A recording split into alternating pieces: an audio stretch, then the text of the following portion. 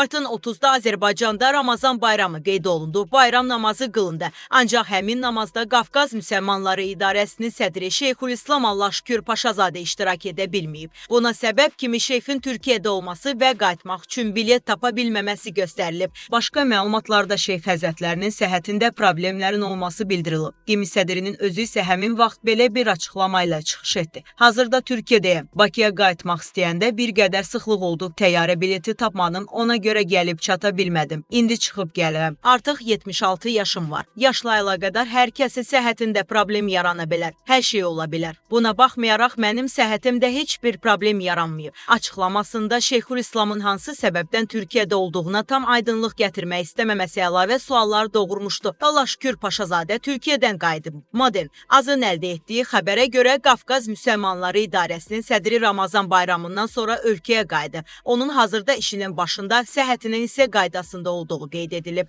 Qafqaz müsəlmanlarının 12-ci Şeyxülislam Hacı Allahşükür Paşazadə 1980-ci ildən bu vəzifədə çalışır. O, Qafqaz müsəlmanlarının 29 iyulu 2003-cü ildə Bakıda keçirilmiş 11-ci qurultayında yekdilliklə ömürlük sədr seçilib. Bu ilin avqustunda onun 76 yaşı tamam olacaq.